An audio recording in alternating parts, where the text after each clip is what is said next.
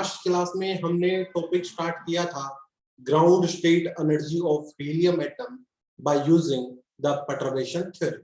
Okay, और उस perturbation theory के अंदर अगर मैं थोड़ा प्रीव्यू की बात करूं कि हमने लास्ट क्लास में क्या देखा था, तो लास्ट क्लास में मैंने बहुत अच्छे से आपको बता दिया था कि एक हीलियम एटम के को आप समझ सकते हो एक दो hydrogen atom plus electron electron interaction, आप इस तरीके से बिहेव करवा सकते हो एक हीलियम एटम को।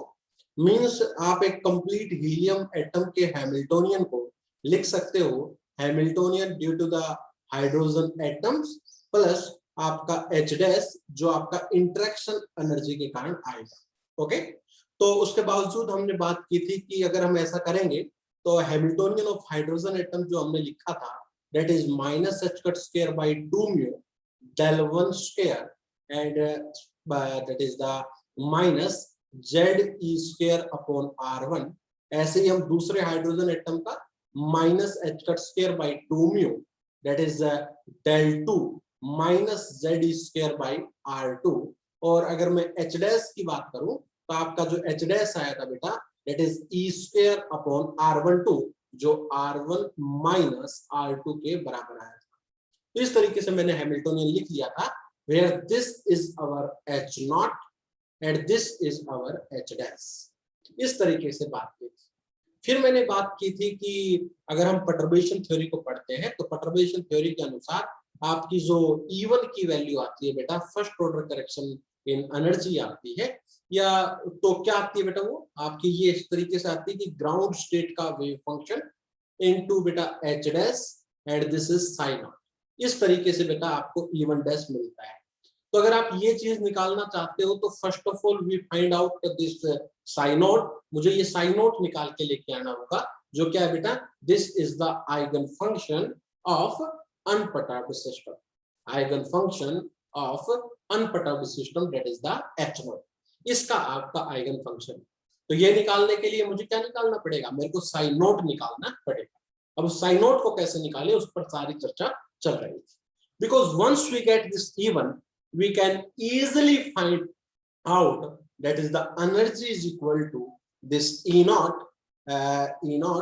plus we can say that E1। यही तो आएगी बेटा आपकी आइगन वैल्यू जो है आपकी इस तरीके से आ जाएगी। एंड अगर आइगन फंक्शन भी निकालना चाहे तो आइगन फंक्शन भी निकाल के आ जाएगा psi naught plus that is psi 1। But basically हम निकालना चाहते हैं ग्राउंड स्टेट आइगन वैल्यू, हम एनर्जी निकालना चाहते हैं तो वी फाइंड दिस E। ये हमारा E फाइंड आउट करने का मोटिव है। तो ये E कैसे निकलेगा, हमें E नॉट निकालना होगा और हमें E1 निकालना होगा। इन दोनों का सम अप करेंगे देन वी गेट E। जब हमें ये E मिल जाएगा, नाउ दिस E नॉट कैसे निकाले और ये E1 कैसे निकाले, तो E1 के लिए फॉर्मूला मैंने दिया परटर्बेशन थ्योरी के अनुसार that is psi naught H dash psi naught. इस तरीके से नाउ साइन नॉट क्या है, psi naught is the eigen function of H naught. अगर कोई आपसे पूछ ले कि E नॉट क्या है, E not is the eigen value of H not. तो मेरा मोटिव है कि साइन नॉट और E नॉट में निकाल लूं पहले, क्योंकि कहीं ना कहीं बेटा ये यूज होगा। आफ्टर दैट मैं आपका E1 या E डैश जो कह रहे हो वो निकाल पाऊं। तो ये साइन नॉट और E नॉट निकालने की जो है काम चल रहा था किस तरीके से निकाले। तो लास्ट क्लास में मैंने बताया था बेटा कि हम इस इक्वेशन का इस्तेमाल करें। किस इक्वेशन का बेटा, this H naught psi naught is equal to E naught psi naught. हम इस इक्वेशन का इस्तेमाल करेंगे और इस इक्वेशन का इस्तेमाल करके यहाँ से साइन नॉट और E नॉट निकालने की कोशिश करूंगा।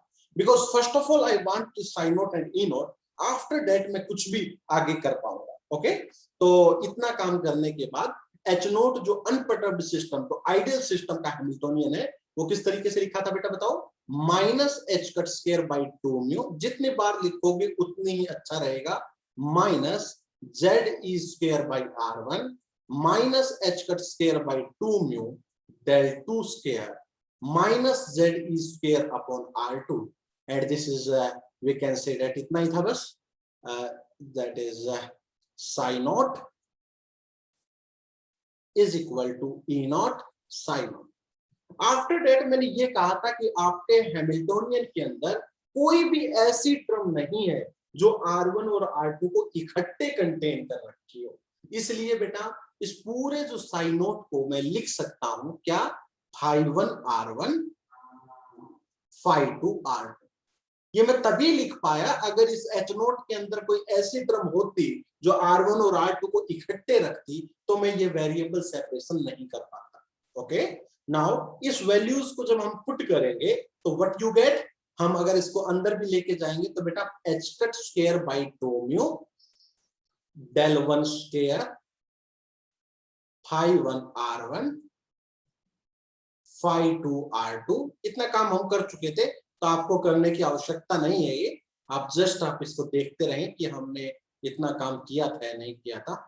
phi2 R2 minus h cut square by 2 mu del 2 phi1 R1 phi2 R2 minus z square by R2, that is phi1 R1 phi2 R2 is equal to E naught, that is phi1 R1 and phi2 R2। फिर मैंने आपको ये बताया था बेटा कि इसको अगर ये देखो इस del 1 में 1 का फंक्शन है, R1 का फंक्शन है, तो ये जो phi2 वाली टर्म है ये बाहर आ जाएगा।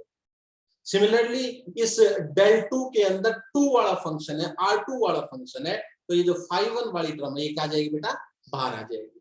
अब इस पूरी इक्वेशन को बेटा phi1 phi2 से डिवाइड करें, तो after dividing phi1 phi2 what you get, h cut square by 2 mu that is del 1 square phi1 R1 upon बेटा phi1 R1, R1 का फंक्शन है, minus z square by R1 minus we can say that h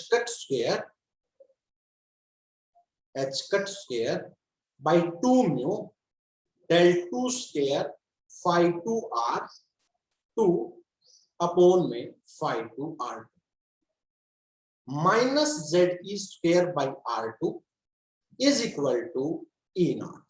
इस तरीके की बेटा आपकी terms जो है वो आ जाए। आफ्टर दैट मैंने कहा था हम थोड़ा सा वेरिएबल्स को सेपरेट करते हैं, तो जो phi1 वाले हैं वो एक साइड लिखते हैं एंड phi2 वाले जो है वो एक साइड लिखते हैं।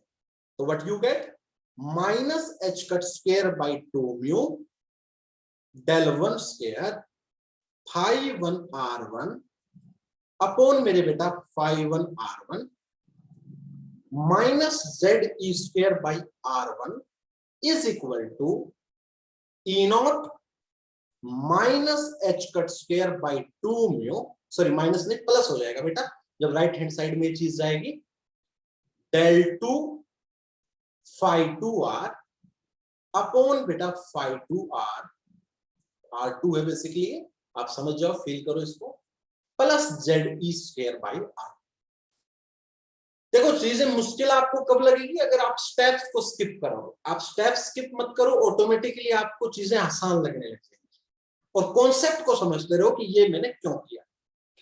अब देखिएगा बेटा, इस पूरी इक्वेशन में आप एक बहुत अच्छी चीज देख सकते हो कि ये जो लेफ्ट हैंड साइड और ये जो राइट हैंड साइड है बेटा, ये दोनों ही देखो, लेफ्ट हैंड साइड जो है वो फंक्शन ऑफ R1 है और राइट हैंड साइड जो है वो फंक्शन ऑफ R2 है ना बेटा। लेफ्ट हैंड में सारे R1 इन्वॉल्व कर रहे हैं, राइट हैंड में सारे R2 इन्वॉल्व कर रहे हैं। तो जब दो फंक्शन इक्वल तभी हो सकते हैं जब वो किसी पर्टिकुलर कांस्टेंट के बराबर हो। मेरी बात दोबारा सुनने की कोशिश करो बेटा, मैं क्या कह रहा हूं। अगर कभी इक्वलिटी में ऐसा आ जाए कि एक साइड तो फंक्शन ऑफ R1 दूसरी साइड फंक्शन ऑफ R2, ये इक्वल कब होंगी, ये इक्वल बेटा तब हो सकते हैं जब ये दोनों इक्वल हो किसी कांस्टेंट के।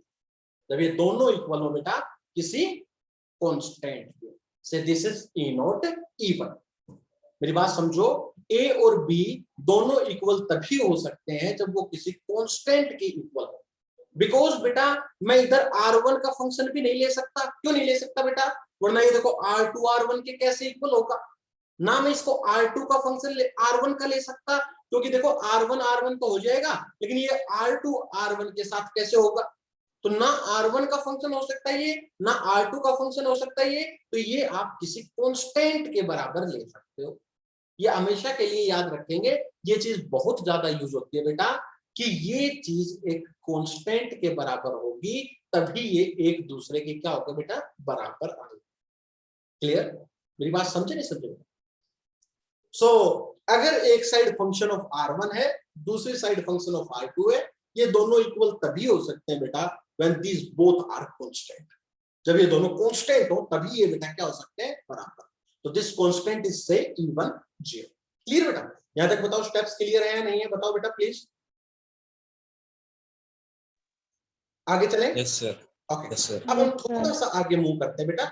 मैं इस इक्वेशन को रिलेट करूंगा इस कांस्टेंट के साथ, और इसको इस कांस्टेंट के साथ, तो मेरी दो इक्वेशन बन के आ जाएगी। क्या बनेगी बेटा, देखना जरा। पहली इक्वेशन बनेगी बेटा minus h cut square by 2m del 1 square phi 1 r1 upon phi 1 r1 minus z square by r1 is equal to मेरे बेटा E1 नॉट। हाँ बोलो। द रिड्यूस मास से m म्यू। कल मैंने रिड्यूस मास का भी कॉन्सेप्ट आपको बताया था। और थोड़ा सा अच्छे से लिखते हैं इस इक्वेशन को। Minus h cut square by 2 mu del 1 square phi 1 r1 minus z square by r1 phi 1 r1 is equal to मेरे बेटा E1 नॉट phi 1 r1। एक बहुत सुंदर इक्वेशन आ गई। Minus h cut square by 2 mu del 1 square minus z square by r1 into मेरे बेटा phi 1 r1 is equal to E1 naught phi 1 r1। हम मैं आपको बताऊंगा कि ये इक्वेशन किसकी इक्वेशन है। सिमिलरली बेटा एक दूसरी इक्वेशन और बन रही है हमारी सुंदर सी। क्या देखते हैं जरा, निकालता हूं बेटा मैं।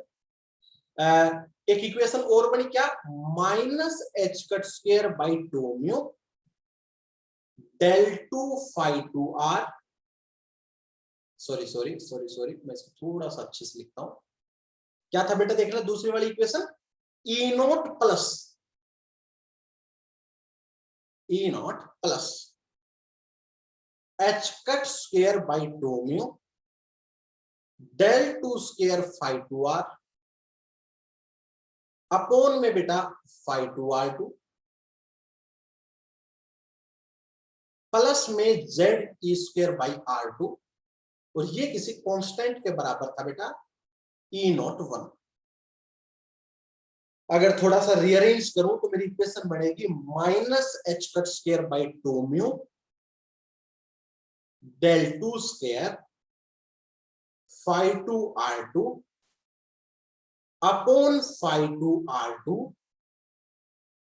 Minus z square by r2 is equal to E naught minus E1 not.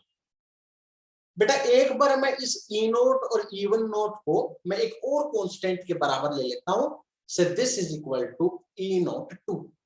क्योंकि जब सब कुछ E नॉट 1 में इधर था, तो इधर क्या ले लेते हैं बेटा, इस कांस्टेंट को क्या ले लेता हूं मैं, E नॉट 2। तो what you get, minus h cut square by 2 mu del 2 square phi 2 r2 minus z square by r2 phi 2 r2 is equal to E naught 2 phi 2 r2। और इसमें अगर मैं phi 2 को कांस्टेंट ले लूं तो what I get, minus h cut square by 2 mu del 2 minus z square by r2, and this is our phi 2r is equal to E naught 2 and phi 2r। Clear बेटा? ये हमें equation मिले। अब ये बहुत important चीज है, आप इसको प्लीज फील करो। ये काइनेटिक एनर्जी का पार्ट है। और क्या बेटा, ये एक हाइड्रोजन एटम का पोटेंशियल नहीं है बेटा।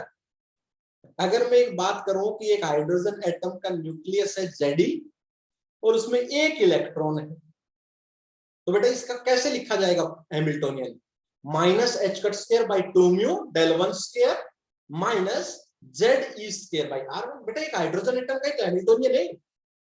तो ये जो इक्वेशन बन गई, ये किसकी इक्वेशन बन गई बेटा? एक हाइड्रोजन एटम की इक्वेशन बन गई। सिमिलरली ये इक्वेशन भी आपकी किसकी मिल गई बेटा? एक हाइड्रोजन एटम की इक्वेशन मिल गई। और हम हाइड्रोजन एटम का phi1 मतलब आइगन वैल्यू और उसकी आइगन फंक्शन की वैल्यू अच्छे से जानते हैं फ्रॉम द प्रीवियस कॉन्सेप्ट। मतलब क्या कहेंगे बेटा, हम क्या कह सकते हैं यहां पर? हम अच्छे वर्डों में क्या लिखेंगे कि ये जो हैमिल्टोनियन आपका आया, दिस हैमिल्टोनियन, ये हैमिल्टोनियन किसका है? This is the Hamiltonian of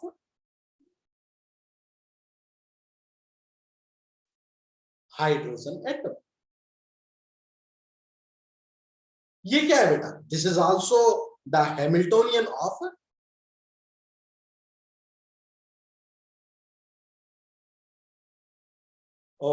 hydrogen atom. तो जो मैंने कॉन्सेप्ट बताया था कि एक हीलियम एटम को मैं समझ सकता हूं, दो hydrogen atom plus electron electron interaction, उसको बेटा आपने इक्वेशंस में भी तोड़ के ले आए। नाउ अगर ये हैमिल्टोनियन ऑफ हाइड्रोजन एटम है तो phi1 क्या है बेटा? और ये E1 क्या है? This is the eigen function of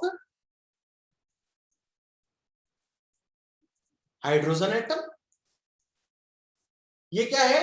eigen value of hydrogen atom. Similarly ये phi2 क्या है बेटा? This is the eigen function of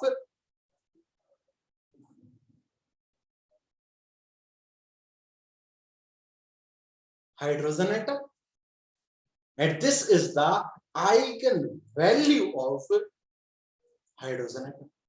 Now हम सारा जिक्र किस चीज का कर रहे हैं? हम ग्राउंड स्टेट का कर रहे हैं। So phi1 is the eigen function of hydrogen atom in ground state. Now अब हमने जब फर्स्ट सेम के अंदर आपने पूरी यूनिट मेरे ख्याल से एक हाइड्रोजन एटम पढ़ा होगा और एक में आपने हार्मोनिक ऑसिलेटर पढ़ा होगा, पूरा डिस्कशन था उसके ऊपर। तो वहां से हमारी चीज क्या निकल के आई बेटा? देखिए जरा, इसको यहां रखता हूं। सो ग्राउंड स्टेट जो आपकी हाइड्रोजन एटम की होती है, जो नॉर्मलाइज्ड आइगन फंक्शन होता है, वो क्या होता है बेटा? किसी को याद है? बताओगे कोई बच्चा कि सर ग्राउंड फंक्शन ये होता है? किसी बच्चे को, एक सिंगल बच्चे को याद है? नहीं? No sir. नो सर, कोई नहीं, हम बता देंगे। Z³ अपॉन पाई A0³ की पावर 1/2 E की power -Z R1 upon A0। This is the ground state function of hydrogen atom. मेरे साथ मेमोराइज करेंगे इसको। Z³ अपॉन पाई A0³ की पावर हाफ E की पावर ZR1 अपॉन A0। अब कोई पूछे A0 क्या है? A0 is Bohr radius. Bohr radius का मतलब क्या होता है बेटा? एक हाइड्रोजन एटम का ये न्यूक्लियस है और ये वो एक इलेक्ट्रॉन है जो घूम रहा है। तो इस इलेक्ट्रॉन और न्यूक्लियस के बीच का जो डिस्टेंस है, इसको हम बोहर रेडियस कहते हैं। तो ये है ground state wave function of A hydrogen atom. मेरे साथ मेमोराइज करेंगे। एक वर्ड्स का है Z³ upon pi, the value of pi is 3.14, A0³ की पावर हाफ E की पावर ZR1 बाई A।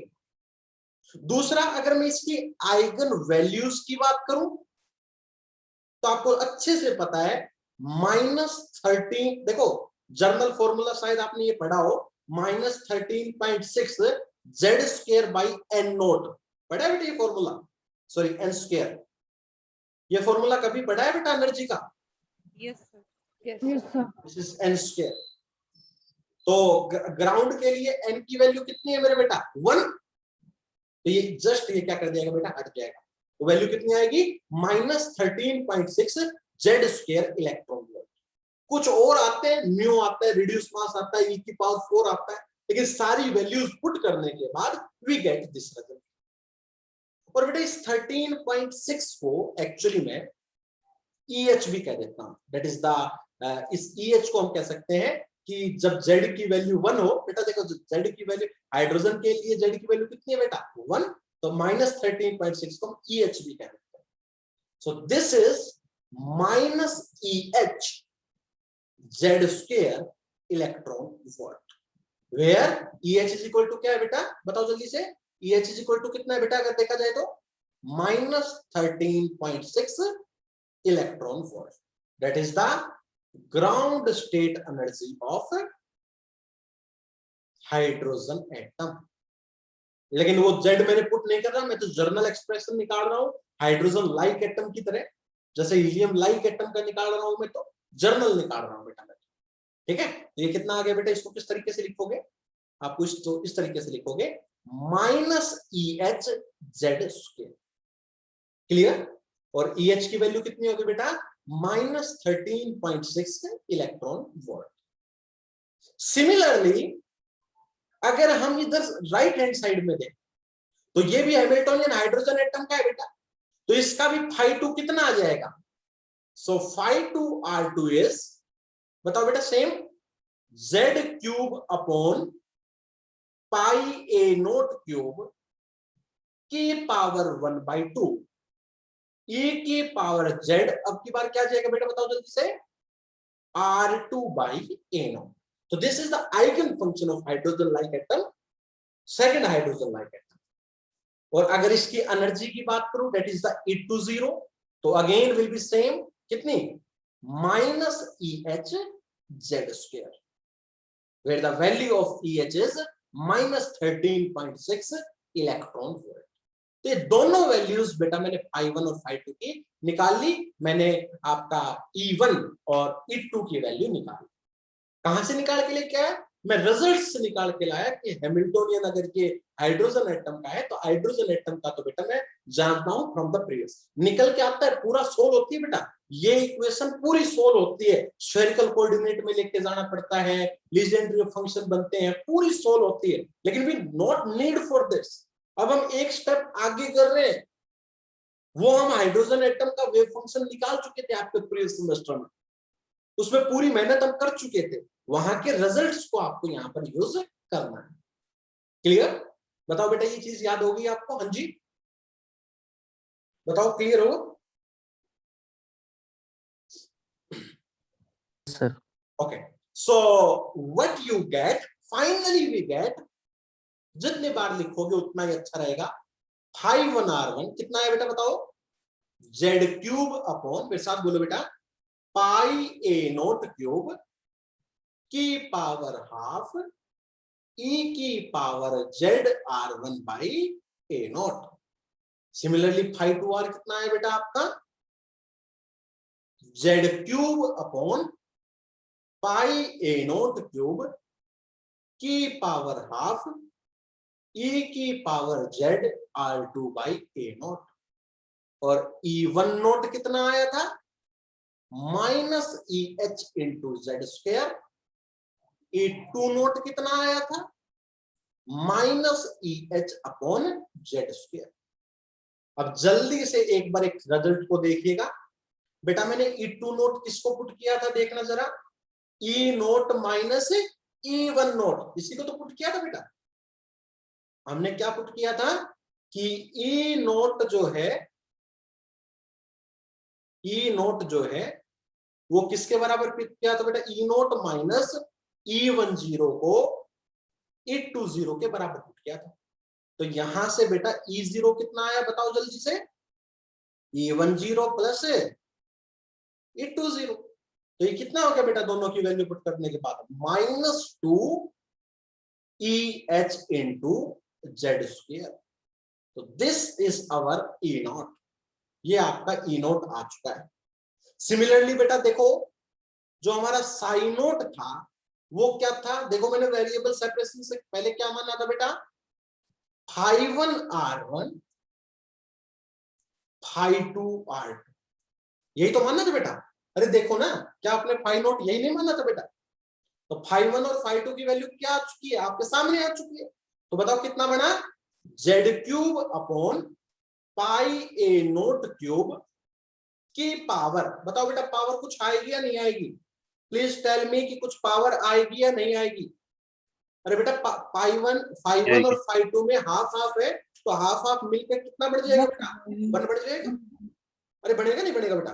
तो दोनों 1 बढ़ गए हैं, इनटू e की power z r1 by A not e की power z r2 by A not, ये आपका फाई 0 आ चुका।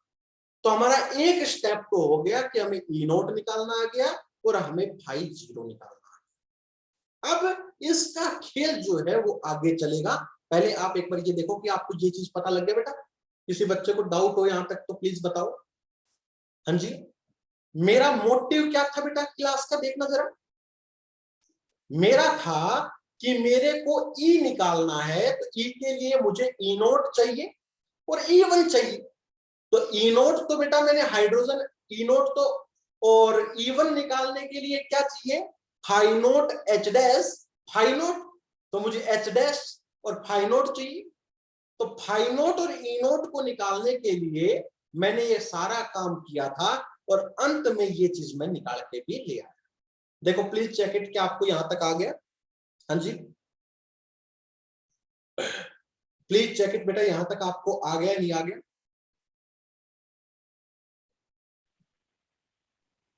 देखो आगे चलूं क्या? Yes, sir. So we get क्या मिला बेटा, हमें बताना जल्दी से। Psi 0 s z³ upon pi ए नोट क्यूब e की power zr1 by a naught e की power zr2 by a naught, and e naught is -2eh z², यह हमें मिल चुका। नाउ अब हम क्या कैलकुलेट करना चाह रहे हैं? नाउ लेट्स कैलकुलेट क्या बेटा, E1। नाउ E1 क्या होता है बताओ बेटा, E1 क्या होता है जल्दी बताओ?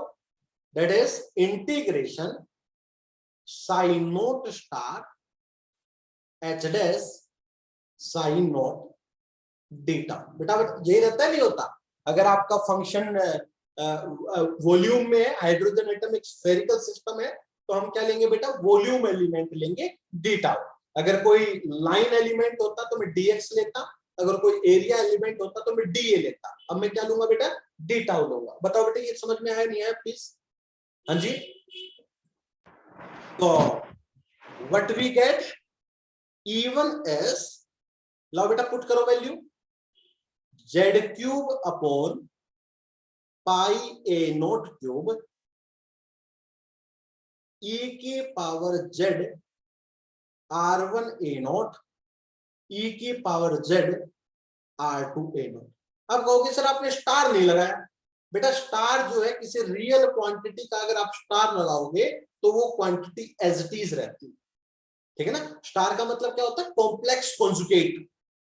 लेकिन अगर आप आइटा इंटू आर का कॉम्प्लेक्स कॉन्जुगेट लेते तो वो माइनस आइटा आर आता। लेकिन बेटा यहाँ तो वेव फंक्शन में कोई आइटा वगैरह तो इन्वॉल्व है ही नहीं, तो आपका एज इट इज वो वेव फंक्शन जो है वो आ गया। ठीक है, अब जल्दी से बताओ एच डैश की वैल्यू कितनी है जी? 1 upon r1 minus r2 vector into sine note again, तो z³ अपॉन पाई ए नोट क्यूब e की power zr1 by a naught e की power zr2 by a note data. अब बेटा यहाँ पर r1 और r2 दो फंक्शन हो गए, तो वॉल्यूम भी दो भागों में बढ़ जाएगी, D tau 1 D tau 2। D tau अगर टोटल वॉल्यूम एलिमेंट है तो दो वेव फंक्शन है, D tau 1 into D tau 2। सो ये आपका रिजल्ट आ गया। अब इस इंटीग्रल को किसी तरीके से आपको सोल्व करना है, तो बहुत काम करना है इसमें, करते हैं। चलो देखो बेटा, जेड क्यूब पाई ए naught cube, Z cube upon pi ए नोट क्यूब बाहर आ जाएगा, जेड क्यूब अपॉन पाई ए नोट क्यूब का होल स्क्वायर। देखो बेटा आएगा नहीं आएगा, प्लीज चेक इट। इंटीग्रेशन, एक बात देखिए बेटा, ये वाली टर्म और ये वाली टर्म दो बार रिपीट हो रही है, तो e की पावर a इंटू e की पावर a क्या होता है, e की पावर 2a है ना बेटा, ऊपर पावर सम हो जाती है। तो कितना आ जाएगा ये, e की power -2z/1 by a not, और इसका वॉल्यूम इंटीग्रल कितना था बेटा, d टाउ 1।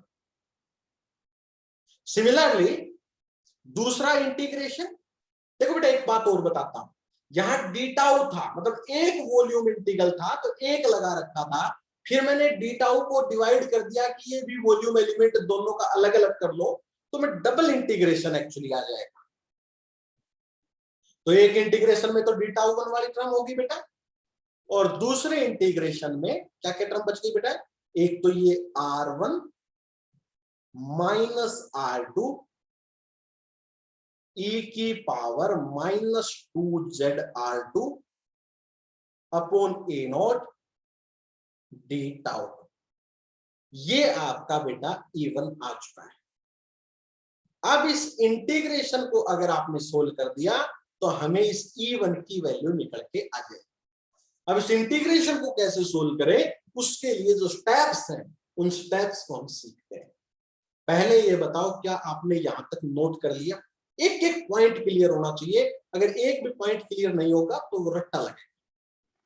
बताओ बेटा, कर सर दिया? ये बताओ बताओ डैश सुभाष। डैश में ऊपर ई स्क्वायर भी था ना? कहां ई स्क्वायर कहां था बेटा? सर ये जो आपने R1 माइनस R2 के हाँ उस हाँ पर। हाँ बिल्कुल बिल्कुल, यहां ना, yes sir. Yes E square. तो बाहर कांस्टेंट ले ले बेटा इसको भी, बिल्कुल था, शाबाश।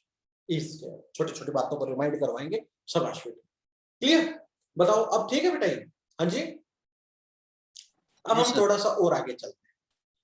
अब बेटा इसको थोड़ा और अगर बात करें तो बेटा हमें E1 क्या मिला बताओ? जितनी बार सुंदर सुंदर स्टेप्स को लिखोगे उतना ही अच्छा रहेगा बेटा। जेड क्यूब अपॉन पाई ए नोट क्यूब की स्क्वायर ई स्क्वायर है ना बेटा, इंटीग्रेशन e की power z/1 by A not D tau 1 और 1 upon R1 minus R2 e की पावर माइनस क्या आया, Z/2 by A not, twice of Z, right बेटा, 2 और आएगा, R2 by A not D tau. देखो बेटा, क्या आपने अभी तक यहां तक पहुंच चुके, कोई गलती तो नहीं की ना बेटा यहां तक? Please check it. अब जो एक डी टाउ क्या है बेटा, कोई बता सकता है मेरे को डी टाउ क्या है बेटा? ये है वॉल्यूम एलिमेंट। क्या है बेटा? Volume element. अब समझाता हूं बेटा वॉल्यूम एलिमेंट क्या होता है।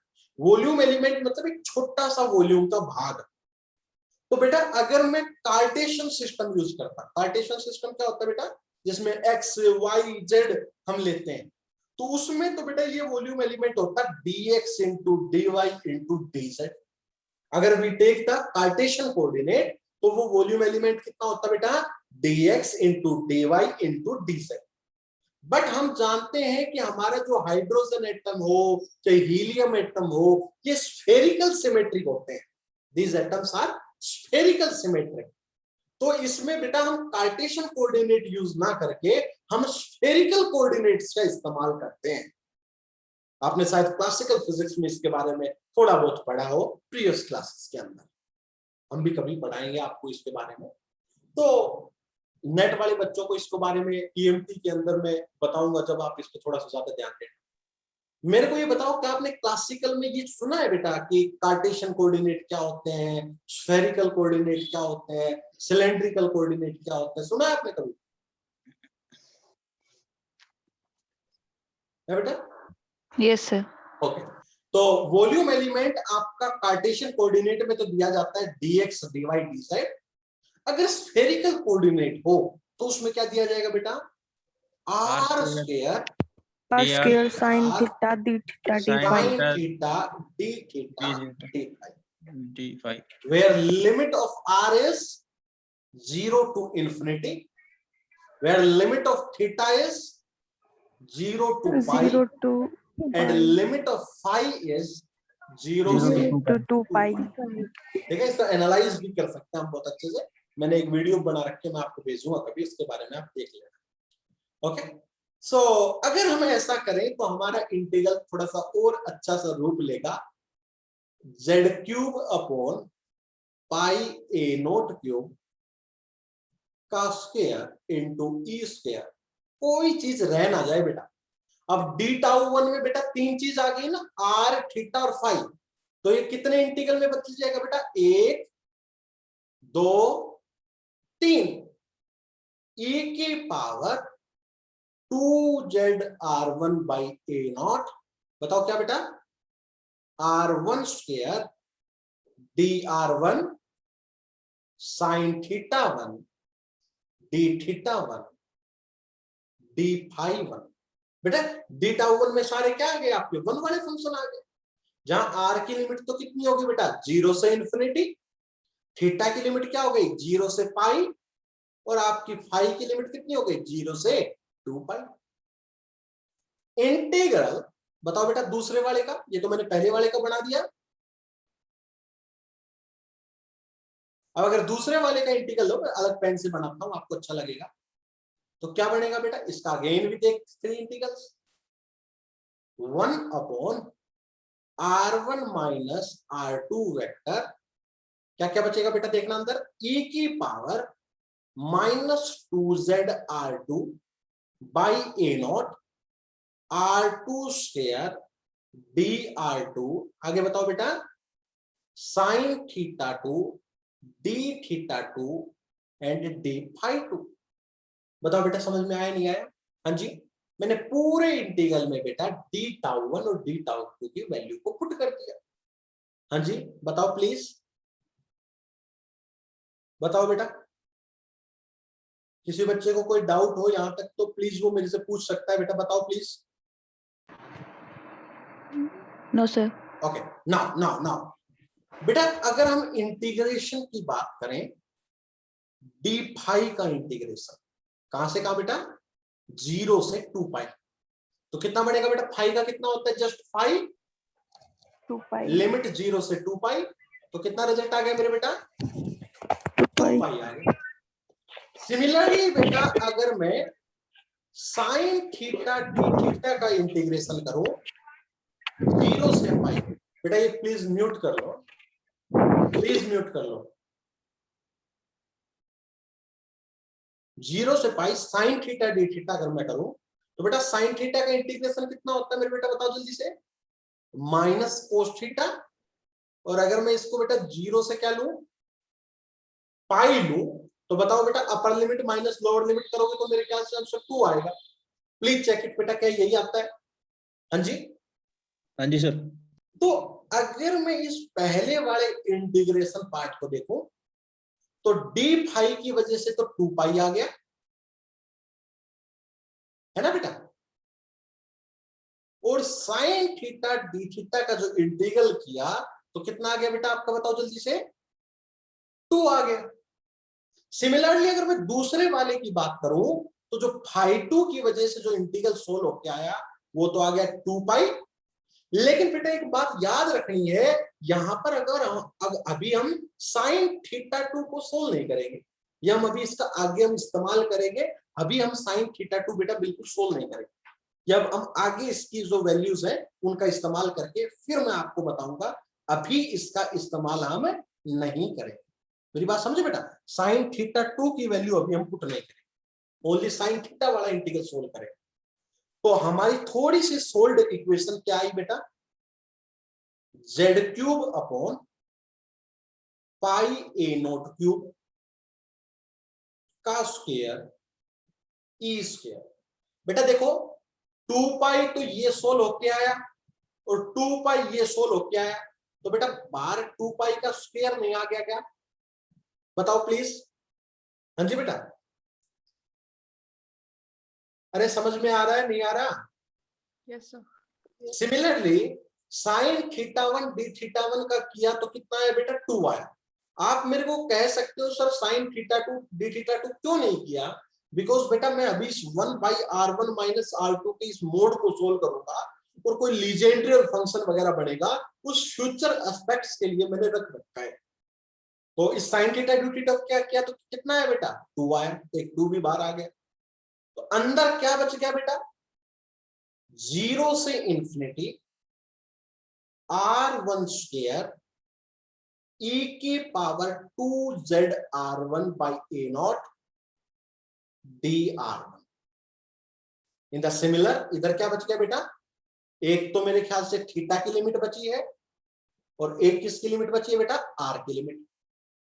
1 अपॉन r1 माइनस r2 का मोड r2 का स्क्वायर e की power 2z r2 by a naught dr2 sine theta 2 d theta 2। ये आपका बेटा अभी बच गया, इसको सोल्व करना अभी बाकी है। बताओ क्या आपको बेटा यहां तक सोल्व हो गया, बताओ प्लीज। एक एक स्टेप को ध्यान से रख लेना, किसी भी बुक में आपको स्टेप नहीं मिलेंगे, फिर बता रहा हूं सोल्व नहीं होगा। मैं जो करवा रहा हूं एक एक स्टेप को बहुत ध्यान से करना है। बताओ बेटा क्या आपको यहां तक का कॉन्सेप्ट समझ में आया नहीं आ गया, प्लीज बताओ मुझे। यस। अब थोड़ा सा बेटा काम और करेंगे इस पे, क्या काम करेंगे जरा देखते हैं बेटा। जो ये 1 अपॉन r1 का मोड माइनस r2 का मोड है ना बेटा, इसको सोल्व करेंगे थोड़ा सा। एक्चुअली ये किसके बराबर होगा बेटा, हम इसको लिख सकते हैं r1 माइनस r2 का पावर कितनी बेटा, बताओ जल्दी से। जस्ट मोड है तो पावर कितनी होगी बेटा आपकी, जस्ट कितना हो गया ऊपर जाके -1, जस्ट इतना ही तो है बेटा, ये बताओ जल्दी से। हाँ जी, अब सुनो बेटा इस पे थोड़ा सा चर्चा करते हैं हम अच्छी वाली। सपोज करो ये मेरा r1 वेक्टर है और ये मेरा r2 वेक्टर है, तो उल्टा ले लो, ये r1 है और ये r2 और इसके बीच का एंगल मेरे बेटा थीटा 1। तो mode of r1 minus r2 किसके बराबर होता है बेटा, r1 का स्क्वायर प्लस r2 का square minus 2 r1 r2 into the angle between r1 and r2। अगर r1 प्लस r2 का मोड होता है तो बीच में माइनस की जगह क्या साइन आ जाता बेटा, प्लस आ जाता, बस फर्क सिर्फ इतना रहता। क्लियर, मतलब मैं कह सकता हूं 1 अपॉन r1 माइनस r2 जो होगा वो किसके बराबर हो सकता है बेटा, r1 प्लस r2 स्क्वायर, क्या बेटा बताओ, हाँ बिल्कुल yes, power 1/2 r2 square minus 2 r1 r2 cos theta की पावर -12। बताओ बेटा ऊपर जाके -12 हो जाएगी ना पावर, हाँ जी बताओ।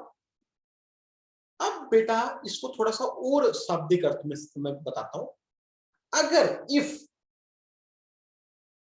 r1 की वैल्यू r2 से ज्यादा हो, क्या हो बेटा बताना जल्दी से, r1 की वैल्यू r2 से ज्यादा हो, तो हम इस इक्वेशन को इस तरीके से भी लिख सकते हैं। पूरी इक्वेशन में से बेटा r1 कॉमन लो, तो देखो बेटा r1 अगर कॉमन लोगे, r1 स्क्वायर अगर कॉमन लोगे तो क्या बन गया, 1 plus r2 square upon r1 square minus 2r2 by r1 cos theta की पावर हाफ।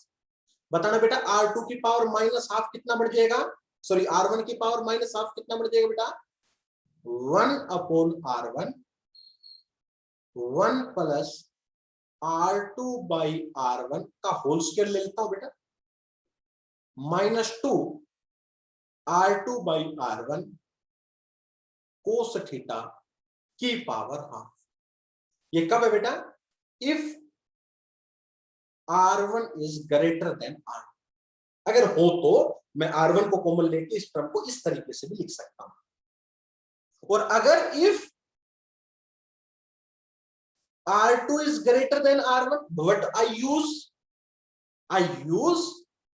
1। अब क्या लेते बेटा इस इक्वेशन में से, बताओ जल्दी से, R2 को कॉमन ले लेते तो इक्वेशन क्या बढ़ती बेटा, थोड़ा सा स्मार्ट तरीका यूज करते हैं तो क्या बढ़ती पक्का, 1 प्लस R1/R2 का स्क्वायर उल्टा हो जाता बेटा इससे, ट्वाइस R1/R2 इनटू बेटा कोस थीटा की पावर हाफ। पक्का ये आपकी इक्वेशन बन के आ। बताओ बेटा प्लीज चेक इट, क्या आपका ये रिजल्ट आया नहीं आया। हाँ जी, एक एक स्टेप बेटा, स्टेप्स इज इंपॉर्टेंट है, स्टेप्स को मिस कर दिया तो बहुत ज्यादा दिक्कत हो जाएगी। और बेटा बेशक आप जो मेरी एक क्लास अटेंड नहीं करता ना बेटा, एक क्लास अब्सेंट रहता है, तो अगले पूरे सेमेस्टर में आने की जरूरत नहीं, मत आओ, ठीक है ना। अगर आप एक क्लास भी मिस करते हो तो पूरे सेमेस्टर में मत आओ, क्योंकि उससे क्या होगा, आप मेरे को खराब करोगे कि हमें समझ में नहीं आता। मैं एक लिस्ट बनाता हूं जो कल अब्सेंट थे और आज प्रेजेंट है, मैं आपको मैं भेजूंगा कुछ, और वो बच्चे पास होके दिखा देना मेरे। नाउ एक छोटा सा और इसमें काम करके दिखाता हूं मैं। आपने कभी, अगर मैं इसको आगे लेके चलता हूं, अगले पेज पे समझाता हूं। देखो बेटा यहां तक नोट कर लिया, आगे मूव करो। हाँ जी, yes sir. Okay, so equation क्या बनी फाइनली, 1/R1 माइनस R2 का जो मोड है बेटा, उसको मैं लिख पाऊंगा इसके बराबर, 1/R1 1 प्लस R2/R1 का स्क्वायर -2 R2/R1 कोस थीटा की पावर हाफ। और दूसरा भी मैं लिखता हूं, ये तो कब है बेटा, if R1 is greater than R। इस इक्वेशन में अगर मैं R2/R1 को टी पुट करूं, एक बार देखना, और कोस थीटा को मैं x रखूं, तो मेरी इक्वेशन क्या आएगी, देखना आप इस चीज को फील करना। 1/R1 1 plus T -2t into x की पावर हाफ, ये इक्वेशन आएगी। कोई बच्चा मेरे को ये बता सकता है कि ये क्या है, कभी ये देखा है आपने, 1 प्लस टी स्क्वायर -2tx की पावर हाफ? किसी बच्चे ने आज तक ये चीजें, generating function, yes this is the Legendary generating polynomial. Function of, this is the generating function of, very good बेटा, function of Legendre polynomial, Polynomial. Legendre polynomial. और जो किसके बराबर होती थी बेटा, ये भी बता दो, ये किस चीज के बराबर होती थी, समेशन है बेटा, किसके बराबर, सुन नहीं रहा मेरे को, समेशन टी की पावर n, टी की पावर n, वेरी गुड बेटा, टी की पावर n है बेटा, PLX है ना बेटा, है ना, PLX इसके बराबर होती थी। यहाँ पर ये कोस थीटा होगा तो कोस थीटा के बराबर हो जाएगी, टी की वैल्यू पुट हो जाएगी। तो क्या बेटा मैं इस इक्वेशन को ऐसे लिख सकता हूँ, 1/R1। अब आपको दिक्कत नहीं आएगी इस इक्वेशन में, summation L is equal to 0 to infinity, t क्या है बेटा बताओ जल्दी से, R2/R1 की पावर n, PL x की वैल्यू क्या है बेटा, कोस थीटा। देखो बेटा क्या मैं इस इक्वेशन को ये लिख सकता हूँ, हाँ जी प्लीज बताओ मुझको, हाँ जी, हाँ जी। ये कब है बेटा, ये कब है, if R1 is greater than R2. Similarly, अगर R1 लेस देन हो R2 से, तो क्या इक्वेशन बन जाएगी बेटा, यही बताओ। 1 अपॉन नीचे क्या आ जाएगा बेटा, R2 L is equal to 0 से इंफिनिटी। अब की बार क्या आ जाएगा बेटा, R1 अपॉन R2 की power N PL cos theta. बताओ बेटा ये इक्वेशन बढ़ जाएगी नहीं बढ़ जाएगी? अरे इसी में तो बेटा कुछ किया मैंने पिछली वाली इक्वेशन में। ये जो इक्वेशन थी आपकी, इसी को तो बेटा मैंने ये x मान के लीजेंड्रे पॉलिनोमियल से रिप्लेस करके ये काम कर दिया। अरे देखो ना बेटा मैं करवाऊं या नहीं, बिल्कुल पिछले वाला स्टेप जैसा करवाया मैंने। बताओ बेटा प्लीज। हाँ जी सर। पक्का? ओके। सो अब ये जो है आपने ये स्टेप भी कर दिया। तो 1 अपॉन R1 माइनस R2 के मोड को कहीं ना कहीं हम इस तरीके से इस्तेमाल करेंगे आने वाले इंटीग्रेशन। ओके, सो क्या था हमारा रिजल्ट, कहां पर थे बेटा, हम इस इक्वेशन तक थे। एक बार बेटा ये इक्वेशन मेरे को दोबारा लिखवाना आप अच्छे से, कोई स्टेप रह ना जाए मेरे से। प्लीज बेटा ये दोबारा लिखवाओ ये इक्वेशन पूरी। क्या थी बेटा, E1 is equal to Z square upon pi A naught. कितना था बेटा, पाई ए नोट। जेड स्क्वायर नहीं था बेटा, क्यूब था। आप याद नहीं? हाँ, का स्क्वायर ई square 2 pi square into 2 integration 0 से इंफिनिटी। क्या था बेटा बताओ जल्दी से अंदर। हाँ जी, R1 square वेरी गुड बेटा। R1 e square e raised to the power -2z R1 by a naught into dr1। बेटा यही था क्या? yes sir इंटीग्रेशन 0 से पाई infinity 0 से infinity भी infinity। हाँ दोनों ले लो, कुछ Yes, किसी को भी आगे ले लो, कोई दिक्कत नहीं, ये इशू नहीं है। और टर्म क्या था बेटा बताओ जल्दी से, टर्म क्या कहते हैं? 1 upon R1 minus R1 minus R2 का मोड, जिसकी वैल्यू हम अभी निकाल के लेके आए, इस्तेमाल करेंगे R2 square R2 square, very good, e की power -2 z R2 by a naught dr2 sin theta 2 d theta. बताओ बेटा क्या आपने यहां तक इक्वेशन मिली? हाँ जी। अब थोड़ा सा काम और करवा दो।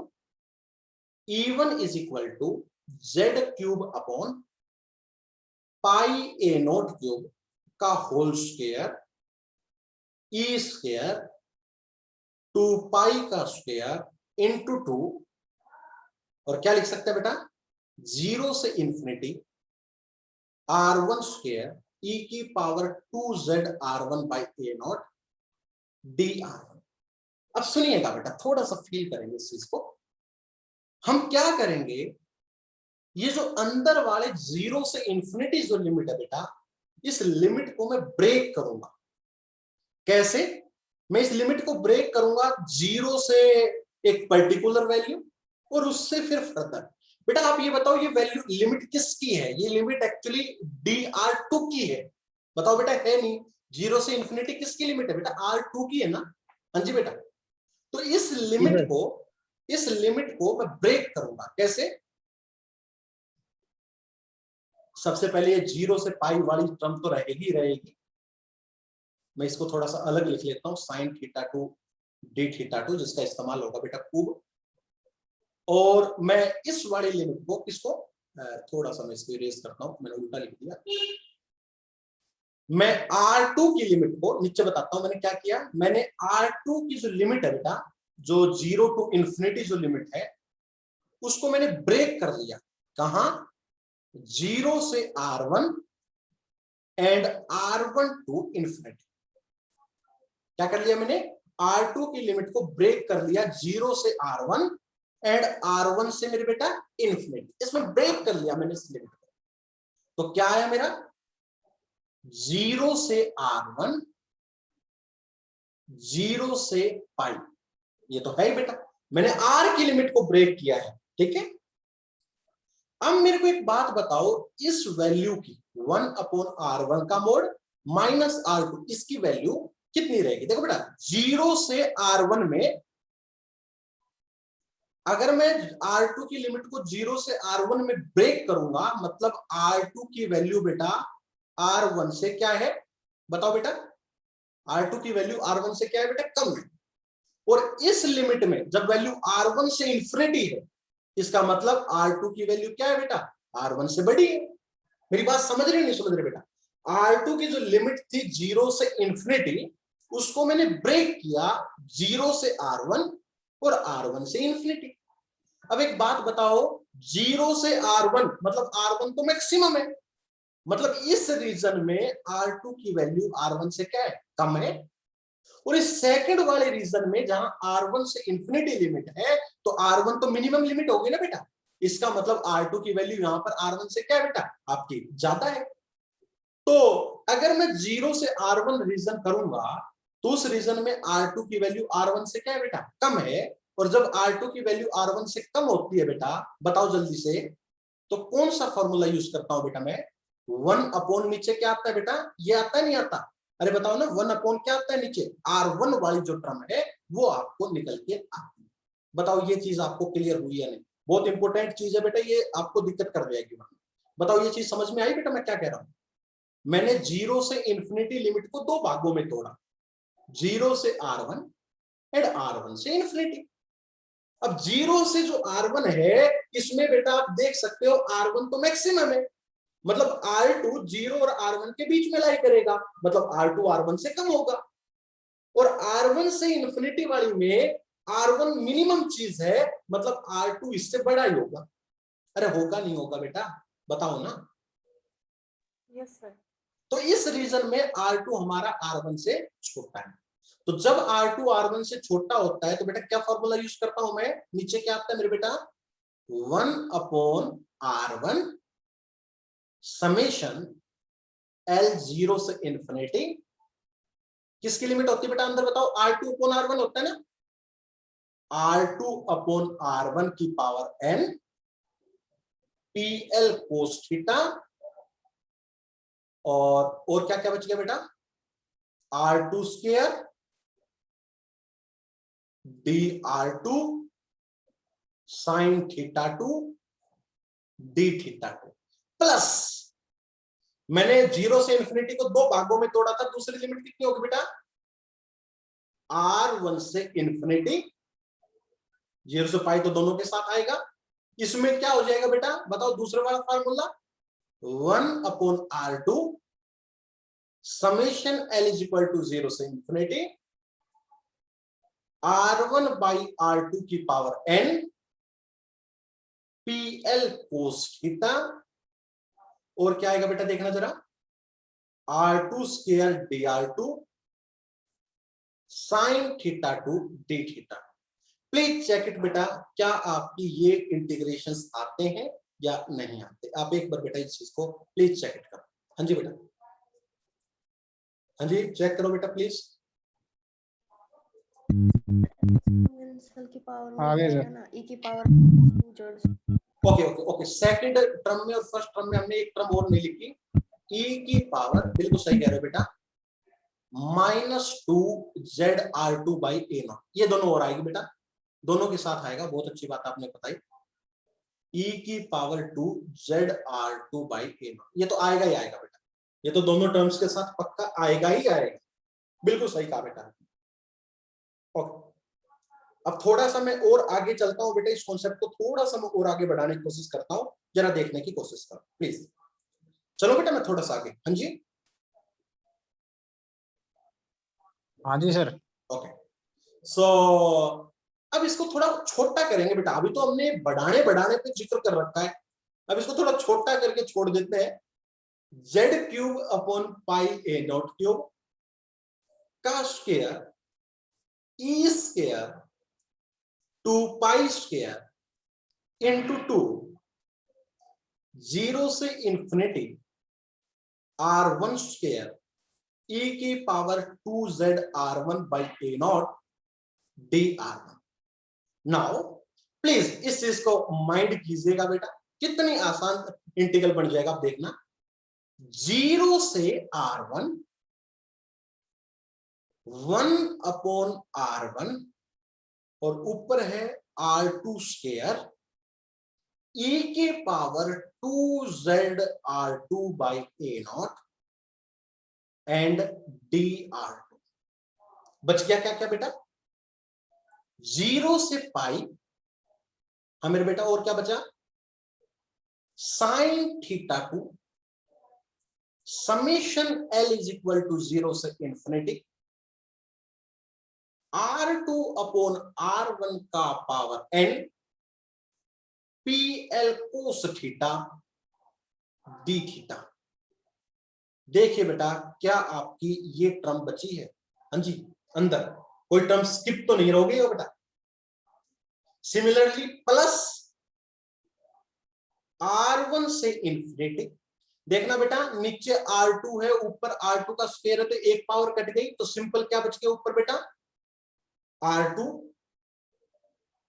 e की power -2z R2 by a naught dr2 integral 0 से pi sine theta 2 summation L is equal to 0 से इंफिनिटी R1 अपॉन R2 की power n PL cos theta into d theta. ये आपका इंटीग्रल आ गया। अब अगर आपने इस थ्योरम को बेटा इस तरीके से भी पढ़ा हो, कभी लीजेंडर में आप और डिटेल में गए हो, तो ये जो चीज आती है ना बेटा, this thing, this is equal to 2। This is the integral property of a Legendre polynomial. ये आपकी 2 के बराबर आती है। इन द सिमिलर वे ये भी कितने के बराबर आ गई बेटा मेरे में? This is also equal to 2। ये है बेटा, ये जो इंटीग्रल है ये किसके बराबर आता है मेरे बेटा? 2 के बराबर आता है। तो मेरे ख्याल से अब थोड़ा सा आपको आराम आएगा। E1 is equal to z cube upon pi a naught cube का square e square 2 pi square into 2 0 से इंफिनिटी R1 स्क्वायर e की power 2z R1 by a naught and dr1। And the next term बेटा देखिएगा जरा, यहां भी 2 है, plus में भी 2 है, तो बेटा एक 2 बाहर निकल आएगा ना?